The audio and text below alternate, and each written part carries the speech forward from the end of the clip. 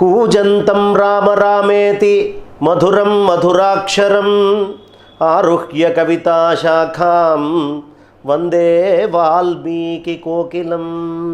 మనకి దేవాలయాలు అనగానే మొట్టమొదట గణపతి, అష్టగణపతులు మొత్తము మహారాష్ట్ర ప్రాంతంలో కనిపిస్తుంది. అలాగే పరమేశ్వరుడు, 12 జ్యోతిర్లింగాలు, అలాగే అద్భుతమైనటువంటి పంచారామాలు, వీటి యొక్క వైశిష్ట్యము. అదే మనం చక్కగా అమ్మవారి దగ్గరికి వెళ్తే అష్టాదశ శక్తిపీఠాలు, అవే 54 108 క్షేత్రాల కింద కూడా చాలా విశేషంగా విభజించబడి వాటి యొక్క ప్రత్యేకత. అయితే ఈ దేవాలయాలు ఎంత దూరం వ్యాప్తి చెంది ఉన్నాయో అంత దూరం దాకా సనాతన వైదిక సంస్కృతి ఉండేది. చాలా గొప్ప విషయం. మనం ఏదో అనుకుంటాం ఒక భారతదేశానికి సంబంధించిన దేవాలయాలని. కాదు, శ్రీలంకకు వెళ్ళినా, నేపాల్కి వెళ్ళినా, పాకిస్తాన్కి వెళ్ళినా, ఇవన్నీ ఎందుకు, అజర్బైజాన్కి వెళ్ళినా, అజర్బైజాన్లో ఒక గుడి ఉంటుందండి.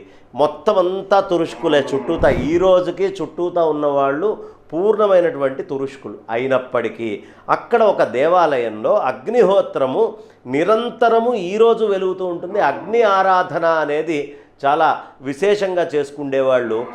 ఆ కృష్ణ పరమాత్మ యొక్క సంతానమైన సాంబుడు సూర్యుడి దేవాలయాల్ని కట్టించి సౌరశాస్త్రము, సౌరానికి సంబంధించినటువంటి బ్రాహ్మణులు ఇక్కడ ఎవరు మేము చెయ్యము అంటే ప్రత్యేకంగా అజర్బైజాన్ ప్రాంతం నుంచి ఆ శాఖకి సంబంధించినటువంటి పండితుల్ని తీసుకొచ్చి ఇక్కడ చేయించారు. అంటే భారతదేశమే కాదు, చాలా దూరాల దాకా ఈజిప్ట్లో కట్టినటువంటి మాయన్ కల్చర్లో పిరమిడ్స్ అయిన మయుడు, ఆ మయుడే తీసుకొని వచ్చి ధర్మరాజుకి సంబంధించినటువంటి అత్యంత వైభవమైన మయ సభని కట్టినటువంటి వాడు. కాబట్టి ఈ కల్చర్ అనేటటువంటిది అంతటా వ్యాప్తి చెంది ఉండేది. ఈ క్షేత్ర మాహాత్మ్యం చాలా ఉంది. ఇలా మనం క్షేత్రాల గురించి విష్ణు క్షేత్రాలు చెప్తే 108 దివ్యదేశ క్షేత్రాలు అని వాటి యొక్క మాహాత్మ్యాన్ని, ఇంకా అనేక క్షేత్రాలు విష్ణు క్షేత్రాల గురించి చాలా గొప్పగా మనకు చెప్పబడుతుంది. అలాగే కోణార్క్ లాంటి ప్రాంతాలకు వెళ్ళినా, కాశీ దగ్గరికి వెళ్ళినా పూర్తిగా సూర్యనారాయణమూర్తికి సంబంధించినటువంటి మాహాత్మ్యము, ఆ గొప్పతనము మనకి ప్రత్యేకంగా తెలుస్తుంది. ఇలా సమస్తమైన అదే మనం చక్కగా సుబ్రహ్మణ్య స్వామి వారిని తీసుకుంటే విశేషమైనటువంటి సుబ్రహ్మణ్య క్షేత్రాలు తిరుచెందూరు నుంచి చాలా విశేషమైన క్షేత్రాలు. అంటే ఒక్కొక్క దేవత ఈ భారతదేశంలో ఒక్కొక్క ప్రదేశంలో ఒక విశేషమైన విభూతితోటి ఉన్నారు. ఆ దేవతల విభూతి అర్థం కావాలంటే దేవాలయాల గురించి మనకు అర్థం కావాలి. ఇందులో ఇవాళ 5 అక్షి కళ్ళకి సంబంధించినటువంటి 5 దేవతల గురించి చెప్పుకుందాం.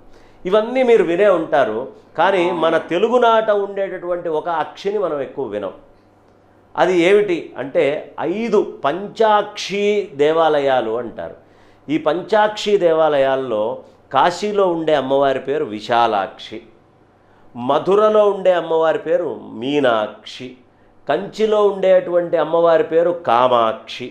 మన ఎవ్వరికీ తెలియనటువంటిది మన తెలుగునాట వరంగల్ దగ్గర పద్మాక్షి అనేటటువంటి అమ్మవారు ఉన్నారు. ఆ పద్మాక్షి అమ్మవారి గుడికి అందరూ కూడా ఎక్కువ వెళ్ళలేరు. చాలామంది వరంగల్లో ఉండేవాళ్లే పద్మాక్షి అమ్మవారి దర్శనం చేసుకోలేరు. ఆ అమ్మవారు చాలా మహత్తరమైన శక్తితో కూడినటువంటి తల్లి ఆ పద్మాక్షి అమ్మవారు. ఈ పద్మాక్షి అనేది ఇక్కడ ఉంటే మనం హంపి క్షేత్రానికి వెళ్ళామనుకోండి, విరూపాక్షి.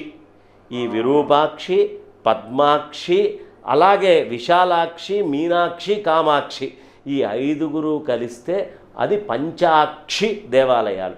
ఈ పంచాక్షి దేవాలయాలు ఏమిటి, ఒక్కొక్క అక్షి ప్రత్యేకత ఏమిటి, ఇవన్నీ కూడా మెల్లిమెల్లిగా మనం దేవాలయం గురించి చెప్పుకునేటువంటి దాంట్లో ప్రత్యేకంగా చెప్పుకుంటూ వెళ్దాం.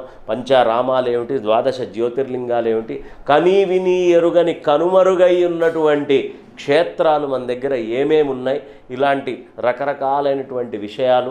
ఈ భూమి యొక్క ఈక్వేటర్ ఏదైతే భూమధ్య రేఖ ఉందో అది ఉజ్జయిని క్షేత్రమై ప్రపంచమంతా ఎలా కాలాన్ని అందించింది, ఆ ఉజ్జయిని క్షేత్ర మాహాత్మ్యం ఏంటి, కాశీ విశ్వేశ్వరుడి యొక్క గొప్పతనం ఏమిటి, ఇలా అన్ని విషయాల్ని ఒకదాని తర్వాత ఒకటి తరచి గురుక్షేత్రాలు ఏమున్నాయి, వాటిలో ఉండేటటువంటి సైన్స్ ఏమిటి, దాంట్లో ఉన్న గొప్పతనం ఏమిటి, ఈ విషయం అన్నీ కూడా మనం డివోషనల్ ట్రీ ఛానల్ ద్వారా మెల్లిమెల్లిగా ఒక్కొక్కటి చెప్పుకుంటూ తెలుసుకుంటూ వెళ్దాం.